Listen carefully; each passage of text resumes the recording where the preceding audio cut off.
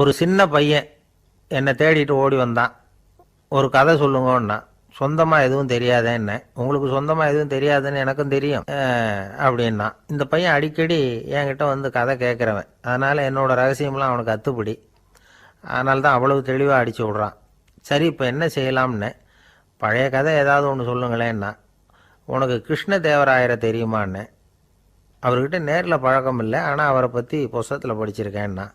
சரி, இவங்கிட்ட மேற்கொண்டு பேச்சு கொடுத்தா நம்மளை ஒரு மாதிரி ஆக்கி விடுவான் அப்படிங்கிறத யூகம் பண்ணிக்கிட்டு அவனை உட்கார வச்சு கடைசி வரைக்கும் குறுக்க பேசக்கூடாது அப்படின்னு ஒரு கண்டிஷனையும் போட்டுட்டு அந்த கதையை சொன்னேன்.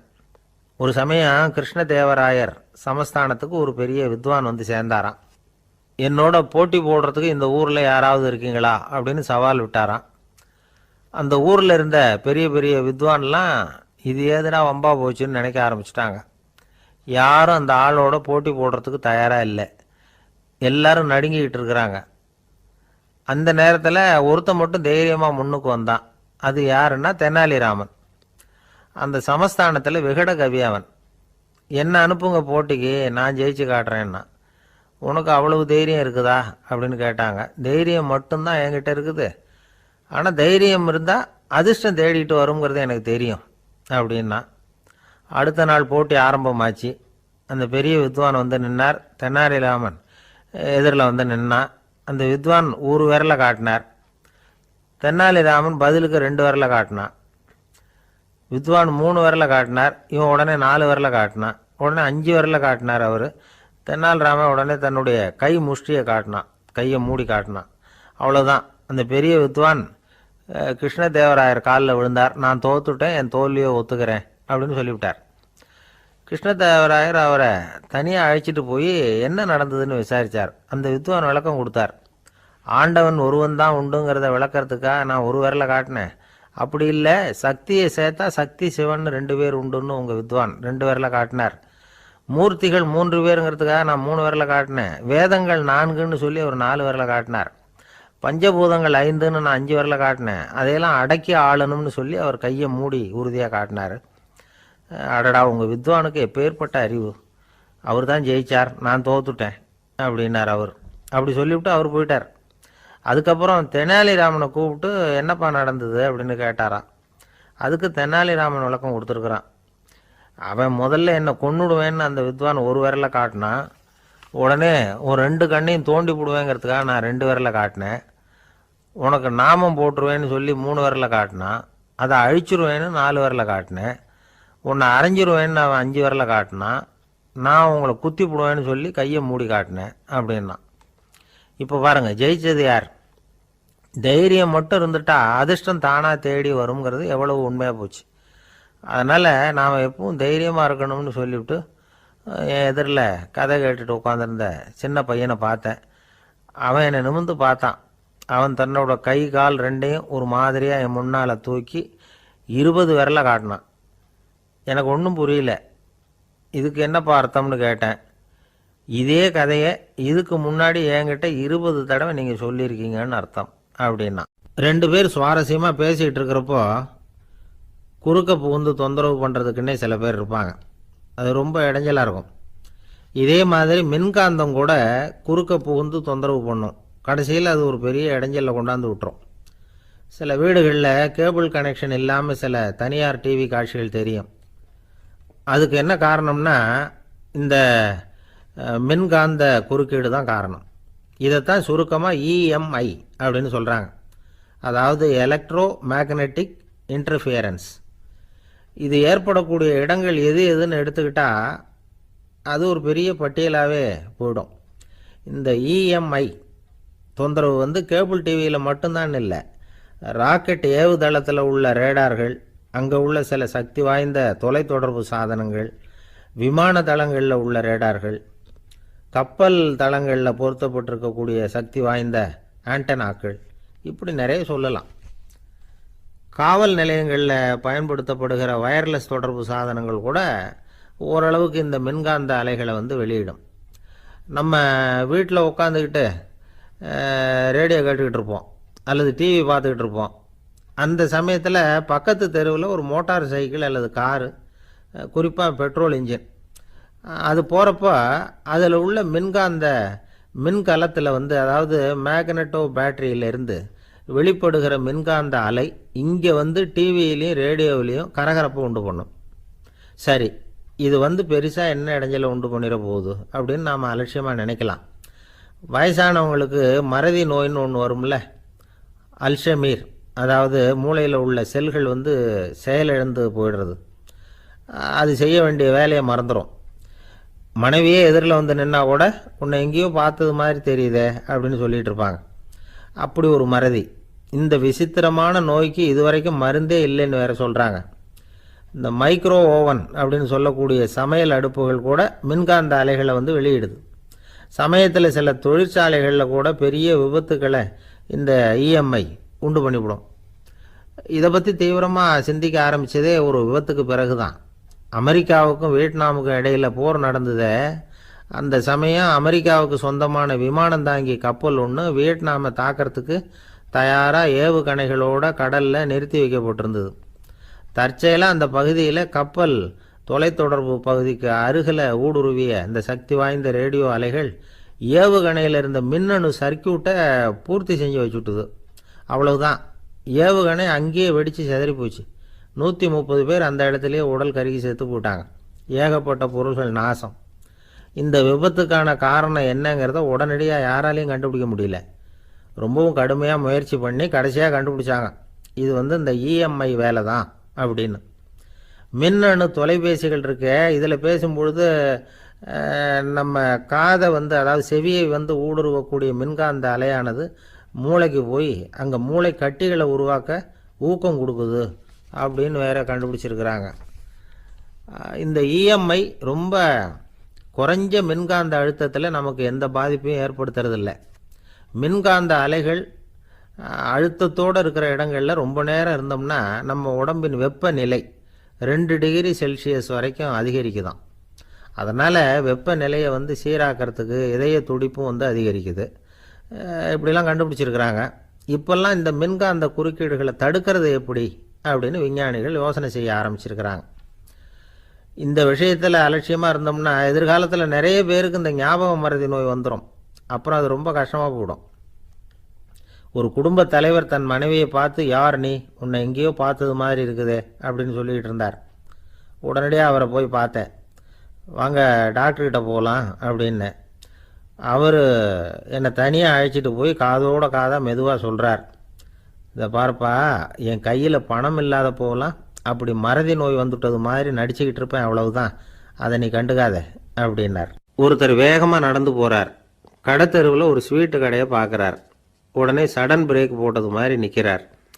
ஒரு ஸ்வீட் வாங்கி சாப்பிட்லாமேன்னு மனசு சொல்லுது. டாக்டர் வேணாம்னு சொல்லியிருக்கிறார், உடம்புக்கு ஒத்துக்காது, அதனால் அது வேணாம்னு சொல்லுது அறிவு. இவர் மனசு சொல்கிறத கேட்கல, அறிவு சொல்கிறபடி கேட்குறார்.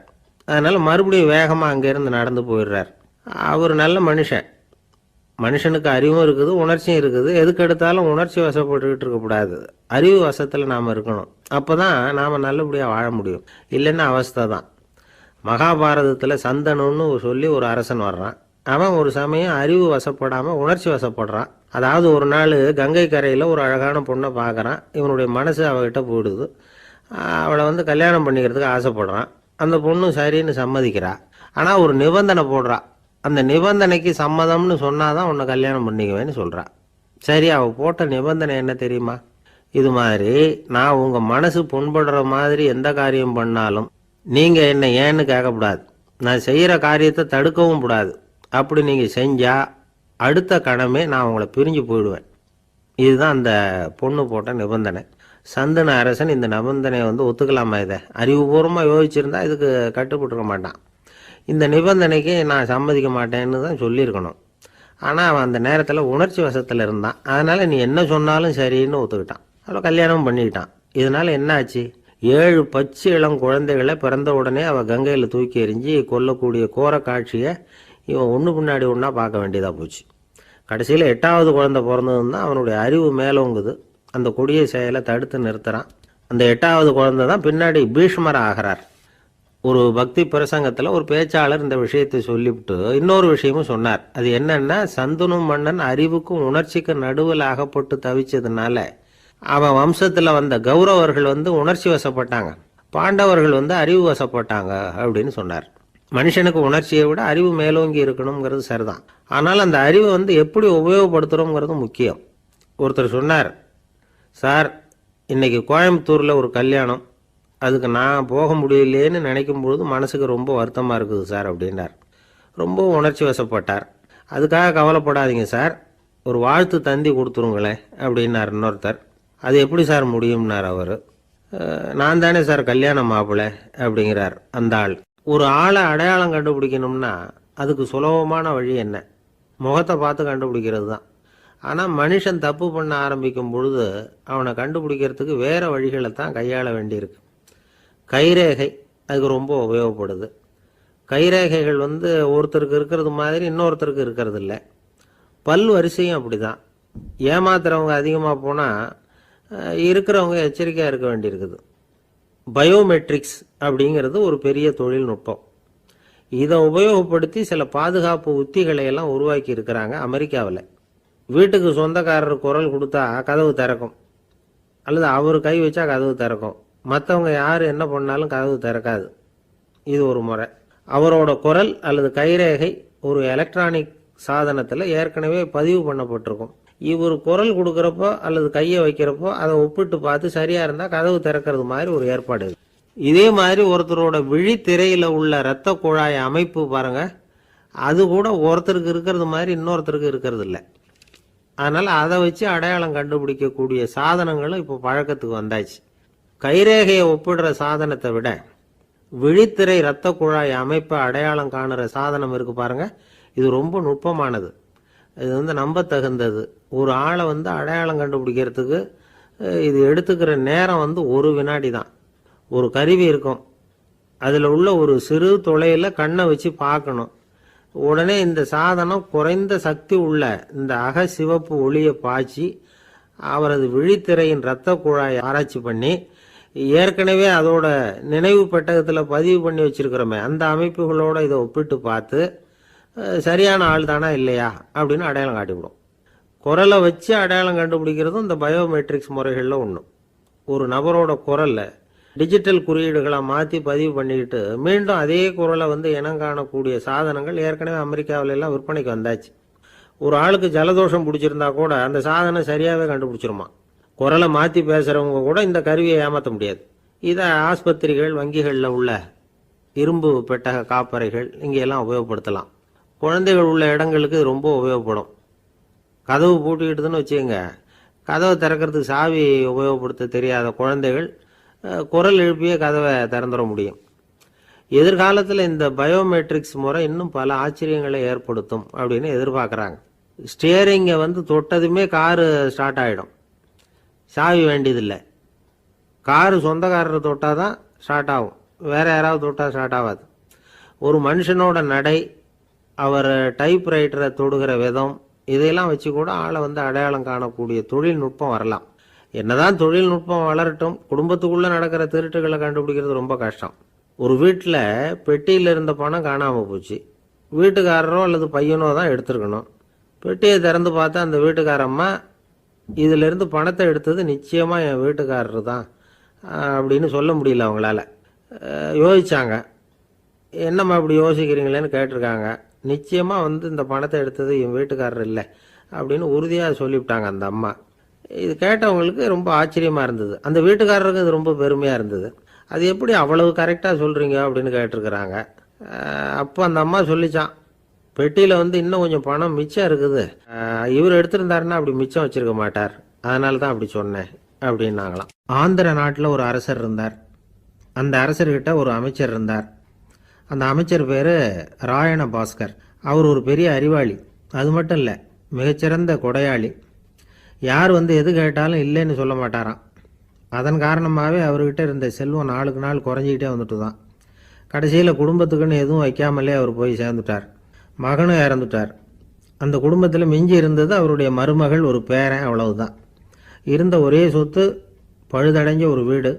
அந்த அம்மா மற்ற வீடுகளில் வேலை செஞ்சு தன்னுடைய பிள்ளைய படிக்க வச்சுக்கிட்டு வராங்க. அந்த புள்ள ஒரு பெரிய வள்ளலுடைய பேரன்கிறது அந்த பள்ளி வாத்தியார்களுக்கும் தெரியும். அதனால் அவங்களும் இவங்ககிட்ட கொஞ்சம் அன்பாகவும் அக்கறையாகவும் பழகி பாடம் சொல்லி கொடுத்துக்கிட்டு இருக்கிறாங்க. ஒரு நாள் ஒரு புகழ்பெற்ற கவிஞர் ஒருத்தர் அந்த பள்ளிக்கூடத்துக்கு வந்திருக்கிறார். ஆசிரியர்கள்கிட்ட பேசிக்கிட்டு இருந்தப்போ ஒரு செய்தியை சொன்னாராம். ராயண பாஸ்கருங்கிற வள்ளல் எனக்கு நிறைய உதவிகள் செஞ்சுருக்கார், என்னை பாராட்டி பரிசுகள்லாம் கொடுத்துருக்கிறார். அந்த வள்ளல் வாழ்ந்த கிராமத்தை பார்க்கணுங்கிறதுக்காக தான் இப்போ இங்கே வந்திருக்கிறேன் அப்படின்னாராம். ஆசிரியர் உடனே இந்த பையனை கூப்பிட்டு, இதை பாருங்கள், இவன் யார் தெரியுமா, நீங்கள் குறிப்பிடுகிற அந்த வள்ளலின் பேரன் அப்படின்னு அறிமுகப்படுத்தினாராம். கவிஞரின் கண்களில் ஆனந்த கண்ணீர். அந்த பரவச நிலையிலேயே அந்த வள்ளலை பற்றி கவி பாட ஆரம்பிச்சுட்டாராம். இந்த சின்ன பையன் அதை கேட்டிருக்கிறான். உடனே என்ன பண்ணான் தெரியுமோ, தன் கையில் அணிஞ்சிருந்த ஒரு பொன் வளையலை கழட்டி அந்த கவிஞருக்கு பரிசாக கொடுத்துட்டானான். எல்லாருக்கும் ஆச்சரியம். தாத்தா இருக்கும் நிலையில் கொடுத்தார், பேரன் இல்லாத நிலையிலையும் கொடுக்குறான். பையனை எல்லாரும் பாராட்டினாங்களாம். இருந்தாலும் அவனுக்குள்ள ஒரு பயம் எதுவும் ஆரம்பமாச்சு. பள்ளிக்கூடம் விட்டு வீட்டுக்கு வரும்பொழுது அந்த பயம் இன்னும் அதிகமாயிட்டுது. அம்மா என்ன சொல்லுவாங்களோ தெரியலையே, ஏதோ திடீர்னு தோணிச்சு வளையலை கழட்டி கொடுக்கணும்னு கொடுத்துட்டோம். குடும்பம் இருக்கிற நிலையில் இப்படி நான் செஞ்சது தப்பா, வீட்டு செலவுக்கே அம்மா எவ்வளவு கஷ்டப்படுறாங்க, வீட்டுக்கு போனதும் என்ன நடக்குமோ தெரியலையே அப்படின்னு நினச்சி பயந்துக்கிட்டே அவன் வீட்டுக்குள்ளே அடி எடுத்து வைக்கிறான். அம்மா கூப்பிட்டு சாப்பாடு போட்டாங்க. அவங்க கண்ணில் படக்கூடாதுங்கிறதுக்காக ஒரு கையை பின்னாடி மறைச்சிக்கிட்டே இருந்தான். அம்மா இதை கவனிச்சிட்டாங்க. ஏய், உன் கையை ஏன் அப்படி வச்சிருக்கிற, உன் கைக்கு என்னாச்சு, ஏதாவது அடிபட்டு போச்சா அப்படின்னு கேட்டுக்கிட்டே கையை எடுத்து பார்க்குறாங்க. வளையலை காணலை. வளையல் எங்கே அப்படின்னு கேட்குறாங்க. இவன் தயங்கிக்கிட்டே நடந்ததை சொல்கிறான். அதை கேட்டதும் அந்த அம்மாவோட முகம் கோபத்தால் சவுந்து போச்சான். முட்டாளே, என்ன காரியம் பண்ண அப்படின்னு கன்னத்தில் அரைஞ்சிட்டாங்களாம். அம்மா, என்னை அடிக்காத, ஏதோ தெரியாமல் தப்பு பண்ணிட்டேன் அப்படின்ட்டுருக்கான். மகனே, வளையலை கொடுத்ததுக்காக நான் உன்னை அடிக்கலை அப்படிங்க, பின்ன எதுக்கு அடித்தேன்னு கேட்டிருக்கான். உன் பாட்டனார் ஒரு பெரிய வள்ளல், அவர் எதையும் பாதி வேலையை செய்கிறதில்ல, அவருடைய பேரை நீ அரைகுறை வேலை செஞ்சுட்டு வந்திருக்கிற அப்படின்னாங்களாம். என்னம்மா சொல்கிறேன்ருக்கான். நீ ஒரே ஒரு வளையலை மட்டும்தானே கழட்டி கொடுத்துருக்குற, கொடுக்குறதா இருந்தால் ரெண்டையும் சேர்த்துல கொடுத்துருக்கணும், அதுதானே உங்கள் தாத்தாவுக்கு பெருமை அப்படின்னாங்களாம். அம்மா, தெரியாமல் இப்படி செஞ்சுட்டேன், உங்கள்கிட்டையும் அரை வாங்கிட்டேன் அப்படி இப்படின்னு அவன் சொல்லியிருக்கிறான். இப்போ அம்மா கொஞ்சம் இருங்க, அந்த கவிஞர் இன்றைக்கி நம்ம ஊரில் தான் தங்கியிருப்பார், நாளைக்கு காலையில் தான் அவர் எங்கே இருக்காருன்னு விசாரித்து இன்னொரு வளையலையும் கொடுத்துட்றேன் அப்படின்ட்டுருக்கான். மகனே, நல்ல செயல்களையெல்லாம் நாளைக்குன்னு ஒத்தி போடாத, நாளைக்கு என்ன நடக்குங்கிறது யாருக்கு தெரியும், இப்போவே போ, எங்கே இருக்காருன்னு பாரு அப்படின்ட்டுருக்காங்க. மகன் புறப்பட்டான். பள்ளி ஆசிரியர்கிட்ட போய் கேட்டானா அந்த கவிஞர் எங்கே இருக்காருன்னு. அவர் சொன்னாராம். உடனே போய் அவர் இருக்கிற இடத்துல கதவை தட்டியிருக்கான். ராத்திரி நேரத்தில் இவனை கண்டதும் அவருக்கு ரொம்ப ஆச்சரியம். இவன் இன்னொரு கை வளையலையும் எடுத்து நீட்டியிருக்கான். அவர் திகைச்சு போய் நிற்கிறார். அவரால் என்ன பண்ணுறதுன்னே தெரியல. ஆனந்த கண்ணீர். இது பெரியவர்கள் கூற கேட்ட ஒரு வரலாறு. இன்றைக்கி இப்படிப்பட்டவங்களை பார்க்க முடியுமா? வறுமை வள்ளல் தன்மையை ஒன்று செய்து விடாதுங்கிறதுக்கு இது ஒரு உதாரணம். ஒருத்தன் இன்னொருத்தனை பார்த்து கேட்டானா, எங்கள் தாத்தா உங்கள் தாத்தாவுக்கு 100 ரூபா கடன் கொடுத்துருக்கிறார், அதை எப்போ திருப்பி கொடுக்க போகிறேன்னு. கவலைப்படாத, எங்கள் பேரன் அதை உங்கள் பேரன்ட்ட திருப்பி கொடுத்துருவான் அப்படின்னு அவன். ரொம்ப பேருக்கு கூட்டத்தில் பேசுறதுன்னா பயம், நமக்கு ஒன்றும் தெரியாதுன்னு மற்றவங்க நினச்சிடக்கூடாதுங்கிற எண்ணம் தான் இதுக்கு காரணம். ரொம்ப முக்கியமான ஒரு கூட்டம்னா பயமும் அதிகமாக இருக்கும். முக்கியமானவங்கள்லாம் வருவாங்களே, அவங்களாம் நம்மளை பற்றி மட்டமாக நினச்சிருவாங்களே அப்படிங்கிற பயம் வந்துடும். ஆனால் மேடை பேச்சுங்கிறது அவ்வளவு கடினமான ஒரு காரியம் இல்லைங்கிறாங்க அது சம்பந்தமான நிபுணர்கள். யாரும் பேச்சாளர் ஆகலாம், இது ஒன்றும் பெரிய கிஃப்ட்டு கிடையாது அப்படின்னு அவங்க சொல்கிறாங்க. நீங்கள் ஒரு சிறந்த பேச்சாளர் ஆகணுமா அப்படின்னா அதுக்குன்னு சில ஆலோசனைகளை சொல்லி வச்சுருக்கிறாங்க அனுபவசாலிகள். முதல் ஆலோசனை என்னென்னா, உங்கள் பேச்சு எளிமையாக இருக்கணும். ஏதாவது ஒரு கருத்து அல்லது 2 கருத்து சொன்னால் போதும். 20 அல்லது 30 கருத்துக்களை சொல்லிகிட்டே போகக்கூடாது. ரெண்டாவது ஆலோசனை, நீங்கள் என்ன பேச போகிறீங்கிறது முதல்ல உங்களுக்கு நல்லா புரியணும். அதுக்கப்புறம்தான் அதை அடுத்தவங்களுக்கு புரிய வைக்க முடியும். எப்படி ஆரம்பிக்க போகிறோம், எந்த கருத்தை முக்கியமாக வலியுறுத்த போகிறோம், எப்படி முடிக்க போகிறோம் அப்படிங்கிறத முதல்ல நல்லா சிந்தித்து மனசில் வச்சுக்கணும். கடைசியாக என்ன சொல்கிறீங்களோ அதுதான் கேட்குறவங்க மனசில் நிற்கும். மூணாவது ஆலோசனை என்னென்னா, உங்கள் பேச்சு சுருக்கமாக இருக்கணும். ஒரு 15 நிமிஷம் பேசுகிறது ரொம்ப பொருத்தம். மணிக்கணக்கில் பேசிக்கிட்டு இருக்கிறது நல்லதில்லை. நாலாவது ஆலோசனை, நீங்கள் பேசுகிறது உண்மையாக இருக்கணும். உங்களுக்கு உண்மையான அனுபவங்கள் இருக்கும், அதை சொல்லலாம். உங்களுடைய உண்மையான அனுபவங்களை மற்றவங்களோட பகிர்ந்துக்கணும், அதுதான் முக்கியம். ஐந்தாவது ஆலோசனை, ஆரம்பத்தில் கொஞ்ச நேரம் உங்களை பற்றியும் எதிரில் உள்ளவங்களை பற்றியும் சம்மந்தப்படுத்தி ஏதாவது பேசி ஒரு நெருக்கத்தை ஏற்படுத்திக்கணும். ஒவ்வொருத்தரும் இப்போ இவர் பேச போகிறது நம்ம சம்மந்தப்பட்டது அப்படின்னு நினைக்க ஆரம்பிச்சிருவாங்கல்ல, அதுக்கப்புறம் அவங்க கேட்க தயாராகிட்டாங்கன்னு அர்த்தம். எதிரில் உட்காந்துருக்கிற கூட்டத்திலிருந்து 3 பேரை தேர்ந்தெடுங்க. அதாவது வலது பக்கம் ஒருத்தர், நடுவில் ஒருத்தர், இடது பக்கம் ஒருத்தர். அதாவது உங்களை ரொம்ப கனிவாகவும் ஆர்வமாகவும் பார்க்குறவராக பார்த்து தேர்ந்தெடுத்துங்க மனசுக்குள்ளே. நீங்கள் பேசும்பொழுது என்ன பண்ணணும்னா, இவங்களை நேருக்கு நேராக மாறி மாறி பார்த்துக்கிட்டே பேசுனீங்கன்னா நீங்கள் ஏதோ ஒட்டுமொத்த கூட்டத்தையும் பார்த்து பேசுகிறதாக ஒரு உணர்வு அது ஏற்படுத்திவிடும். 6வது ஆலோசனை என்னென்னா, சொற்பொழிவுன்னா நீங்கள் பேசணும், படிக்கக்கூடாது. எழுதி படிக்கிறது நல்லா இருக்காது. குறிப்புகள் வேணும்னா வச்சுக்கலாம். படிக்கிறது பேப்பர்லேருந்து வர்றது மாதிரி இருக்கும், பேசுகிறது இதயத்திலேருந்து வர்றது மாதிரி இருக்கும். அப்புறம் 7வது ஆலோசனை சொல்கிறாங்க. அது என்னென்னா, மேடையில் ஏறி நின்ன உடனே இயல்பாக மூச்சை இழுத்து விட்டுங்க, இயல்பு நிலைக்கு வாங்க, அதுக்கப்புறம் இயல்பாக பேச ஆரம்பிக்கலாம் அப்படிங்கிறாங்க. இவ்வளவும் பேச்சு கலையில் வல்லுநர்களாக இருக்கிறவங்க சொல்லுகிற ஆலோசனைகள். இதையெல்லாம் கடைபிடிச்சா நமக்கும் அதுக்கும் வெகு தூரம்னு நினச்சிக்கிட்டு இருந்த ஒன்று இப்போ கிட்டத்தில் நெருங்கி வந்துடும். நாம் சொல்கிறபடியெல்லாம் அது கேட்கும். ஒரு பேச்சாளர், அவருக்கு சுருக்கமாகவே பேச தெரியாது. மேடையில் ஏற்றி விட்டுவிட்டா போதும், ஆரம்பிச்சிருவார், நிறுத்த மாட்டார், பேசிக்கிட்டே இருப்பார். ஒரு தடவை அவர் ஒரு கூட்டத்தில் ரொம்ப நேரம் பேசிக்கிட்டே இருக்கிறார். எதிரில் பொறுமை இழந்த ஒருத்தர் தன்னுடைய கை கடிகாரத்தை காட்டினார். அதை கவனித்த பேச்சாளர், மன்னிக்கணும், கை கடிகாரம் நான் கொண்டுகிட்டு வர மறந்துட்டேன், அதுதான் நேரம் போனதே தெரியல அப்படின்னு சொல்லியிருக்கிறார். இதுக்கு அவர் சொன்னாராம் கோபமாக, ஏய்யா, கடிகாரத்தை தான் பார்க்க முடியல, மறந்துட்டேன், பக்கத்தில் மாட்டியிருக்கிற கேலண்டரையாவது பார்க்கக்கூடாதா அப்படின்னாராம்.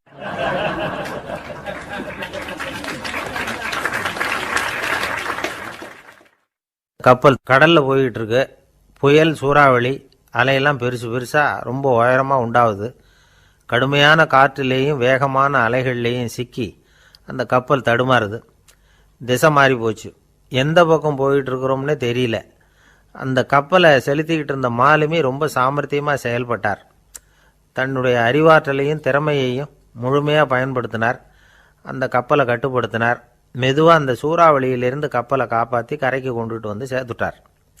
மாலுமின்னு ஒருத்தர் இருந்ததுனால அந்த மரக்கலம் காப்பாற்றப்பட்டது. மாலுமின்னு ஒருத்தர் இல்லைன்னு வச்சுக்கோங்க, அந்த கப்பலோட கதி என்னவாக இருக்கும் யோசிச்சு பாருங்கள். ஒரு கோபக்காரனுடைய நிலைமையும் அப்படித்தானா.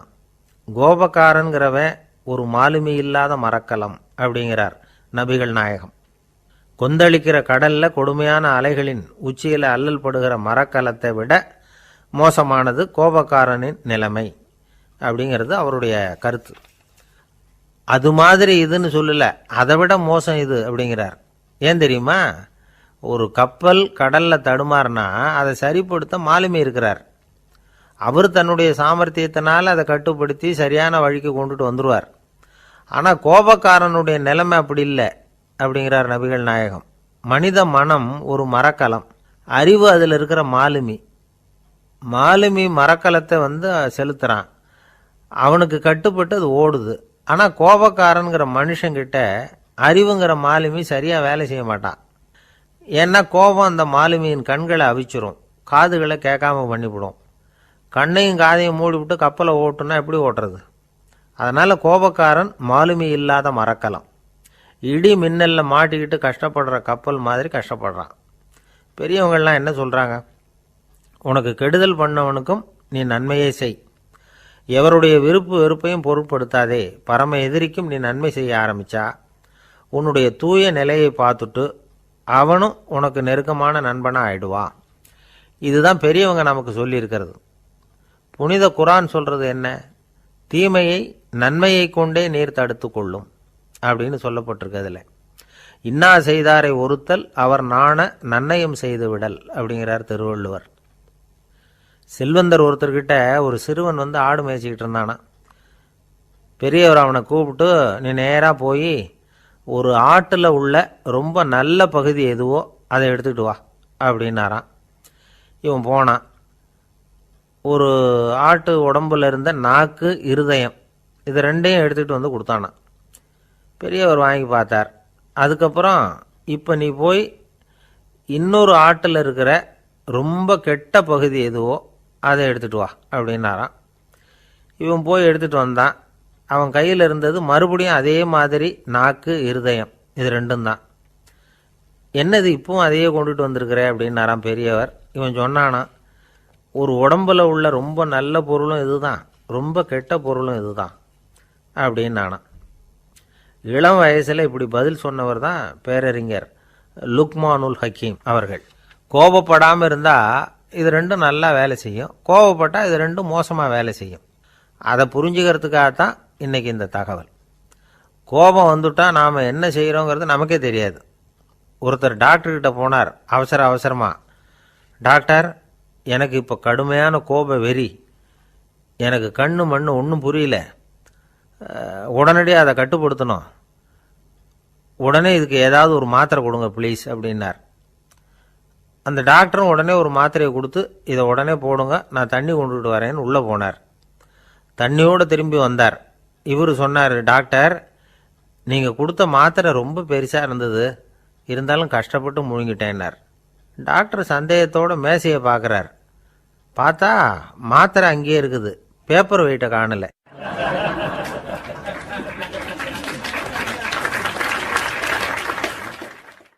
தானத்தில் சிறந்தது எது அப்படின்னு ஒரு கேள்வியை கேட்டு, தானத்தில் சிறந்தது நிதானம் அப்படின்னு அதுக்கு ஒரு பதிலும் சொல்கிறவங்க உண்டு. நிதானம் ரொம்ப அவசியம், அதுவும் இன்றைய உலகத்துக்கு ரொம்ப அவசியம். இன்றைக்கி உலகம் ரொம்ப பரபரப்பாக போய்கிட்டு இருக்குது. பொறுமையாக இருக்கணும்னு நினைக்கிறவங்களால கூட அப்படி இருக்க முடியறதில்ல. பொறுமையை சோதிக்கிறது மாதிரி பல சம்பவங்கள், அதையெல்லாம் சந்திச்சே தீர வேண்டியிருக்குது. எங்கே போனாலும் க்யூவில் நிற்க வேண்டியிருக்குது, எங்கே போனாலும் காத்துக்கிட்டு இருக்க வேண்டியிருக்கு. ஆஃபீஸ்லேயோ வீட்லேயோ கூட நீங்கள் நிதானமாக பொறுமையாக நடந்துக்க தெரியலன்னா உங்களுக்கு சிடுமூஞ்சி, முசுடு இப்படிலாம் பேர் வச்சுருவாங்க. அது உங்களுக்கு தேவையா? சரி, வாழ்க்கையில் பொறுமைசாலின்னு பேர் வாங்கிறதுக்கு என்ன வழி? முதல் பாயிண்ட், நீங்கள் நினைக்கிறது, எதிர்பார்க்கறது, செய்கிறது எல்லாமே 100% கரெக்டாக நடக்கணும்னு ஆசைப்படக்கூடாது. எதுவாக இருந்தாலும் அதில் ஓரளவுக்கு தவறு நடக்கலாம் அப்படிங்கிறத எதிர்பார்த்தே இருக்கணும். ஓரளவுக்கு அதை அனுமதிக்கணும். ஒரு நண்பரை 6 மணிக்கு ஒரு இடத்துக்கு வர சொல்லியிருக்கிறீங்க, 6 மணிக்கு அவர் வரலை, உடனே பொறுமை இழந்து நடந்துக்கக்கூடாது. ஒரு 10 நிமிஷம் டிலே ஆகலாம். ஒரு வர்ற வழியில் பஸ்ஸு கூட ஏதாவது டிராஃபிக்கில் மாட்டியிருக்கலாம். அதெல்லாம் எதிர்பார்த்தே கொஞ்சம் காத்திருக்கிறதுல ஒன்றும் தப்பு இல்லை. சில சமயம் டிலே ஆகிறது கூட நல்லதாக முடியும். ஒரு பஸ்ஸை தவற விட்டுட்டு, ஐயோ கொஞ்சம் ஒரு 2 நிமிஷம் முன்னாடி வந்திருந்தா பிடிச்சிருக்கலாமே அப்படின்னு தவிச்சிக்கிட்டு இருப்பாங்க சில பேர். அடுத்தபடியாக வர்ற பஸ்ஸு நேரடியாக நீங்கள் போக வேண்டிய இடத்துக்கே கொண்டு போய் விடுற பஸ்ஸாக கூட இருக்கலாம். அது உங்களுக்கு முன்னாடி தெரியாதுல்ல. சில நெருக்கடியான சூழ்நிலைகளை தமாஷா எடுத்துக்கிறதுக்கு பழகிக்கணும். சில இடங்களுக்கு போகிறப்ப காத்திருக்கிறதுக்கு நம்ம மனசை தயார்படுத்திக்கிட்டே போகணும்.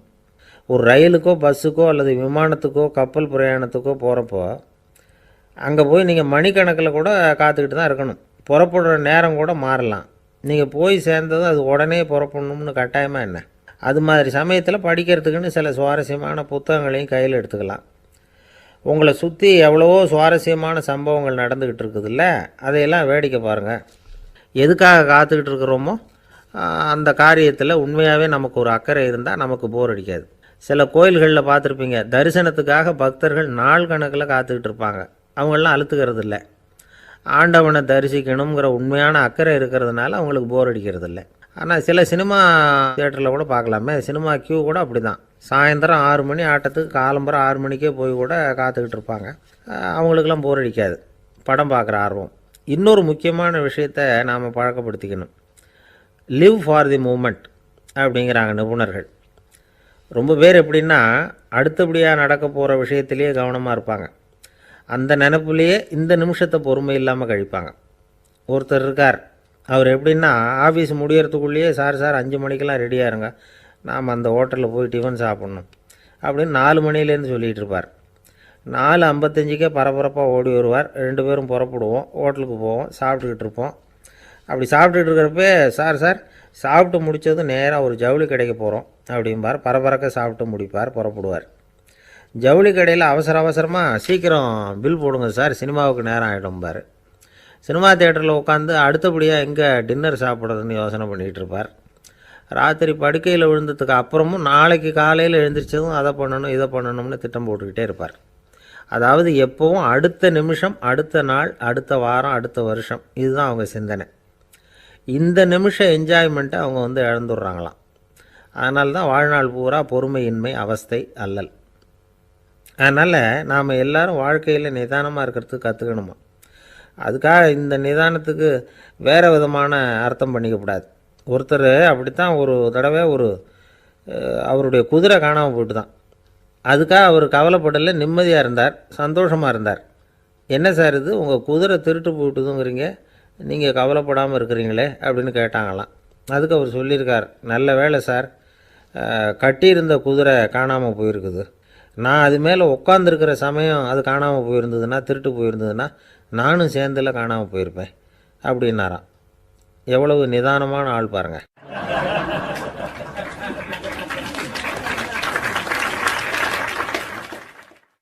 ஒரு நண்பர் சினிமா படம் தயாரிக்கிறவர், அவர்கிட்ட ஒரு நாள் பேசிக்கிட்டு இருந்தேன்.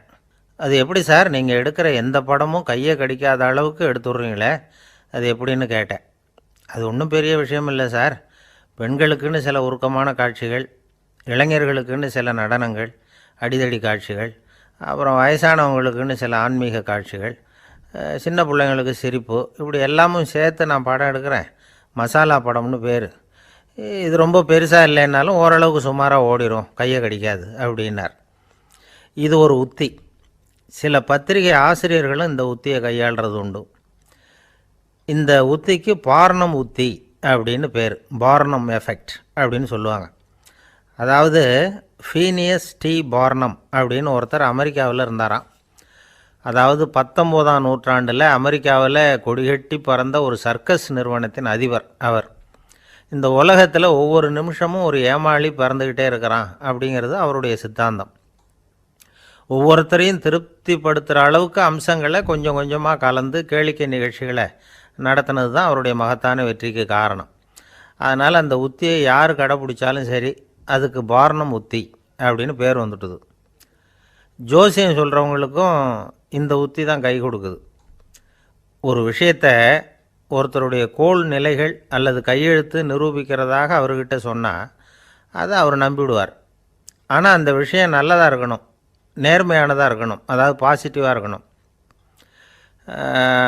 8ஆம் இடத்துல குரு, 9ஆம் இடத்துல சனி, நீங்கள் ஒரு பெரிய மேதை தான் அப்படின்னு சொல்லுவாங்க. கேட்குறவங்களுக்கு அதை மறுக்கிறதுக்கு மனசு வராது.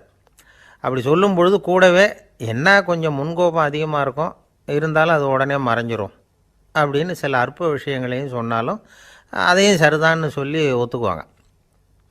ஆளுமையை எடை போடுகிற ஒரு நிறுவப்பட்ட உத்தியின் மூலமாக தன்னுடைய குணாதிசயங்கள் கண்டுபிடிக்கப்பட்டதாக அவர் நம்புறது தான் இதுக்கு காரணம். இந்த மாதம் பணத்தட்டுப்பாடு கொஞ்சம் இருக்கும், உடம்புல ஏதாவது கொஞ்சம் அசௌகரியம் இருக்கும், வீட்டுக்குள்ளே லேசாக மனஸ்தாபம் வரலாம், இது மாதிரி பொதுப்படையாக சிலதை சொன்னாலே போதும், மக்களை நம்ப வச்சுடலாம். இதெல்லாம் நமக்கு மட்டும்தான் ஏற்படுது அப்படின்னு சொல்லி அவங்க நினைக்கிறது தான் காரணம். இதுதான் பார்னம் உத்திங்கிறது. மனிதர்கள் பாராட்டுகளை விரும்புகிறதும் விமர்சனங்களை வெறுக்கிறதும் பார்னம் உத்தியின் அடுத்த கூறு. அதனால் ஒருத்தருக்கு ஜோசியம் சொன்னாலும் சரி, அவருடைய ஆளுமையை மதிப்பிடுறதாக இருந்தாலும் சரி, அவரை புகழற மாதிரி இருந்தாலும் சரி, அப்படி இருந்தால் தான் அது சரியாக இருக்கும். சாதகமான விஷயங்களை அதிகமாகவும் பாதகமான விஷயங்களை நாசூக்காகவும் சொன்னால் மக்கள் அதை நம்பிவிடுவாங்க. ஒருத்தரை கருமின்னு சொன்னால் ஏற்றுக்க மாட்டார். அதையே கொஞ்சம் மாற்றி நீங்கள் கொஞ்சம் சிக்கனமான ஆசாமி அப்படின்னு சொன்னால் நீங்கள் சொல்கிறது சரிதான் சார் அப்படிம்பார். நீங்கள் பெரிய செலவாளி தான், இருந்தாலும் நல்ல விஷயங்களுக்கு தான் செலவழிப்பீங்க அப்படின்னு சொல்லணும். இப்படி இந்த பார்னம் உத்தியை கடைப்பிடிச்சி இன்றைக்கி வெற்றிகரமாக காலம் தள்ளுறவங்க நிறைய பேர் இருக்கிறாங்க. இந்த உலகத்தில் ஒவ்வொரு நிமிஷமும் ஒரு ஏமாளி பறந்துக்கிட்டே இருக்கிறான் அப்படிங்கிறது தான் ஃபீனியஸ் பார்னம் அவர்களுடைய நம்பிக்கை.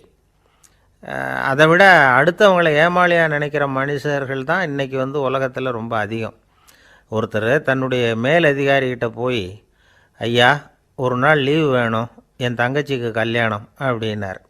அவர் பார்த்தார், ஒரு 10 நிமிஷம் வெளியில் இருங்கன்னார். 10 நிமிஷம் கழித்து கூப்பிட்டார், இதை பாருங்கள், நீங்கள் சொல்கிறது பொய், இப்போ உங்கள் தங்கச்சிக்கு ஃபோன் பண்ணேன், அவங்க தனக்கு 2 வருஷத்துக்கு முன்னாடியே கல்யாணம் ஆகிட்டதாக சொல்கிறாங்க அப்படின்னார்.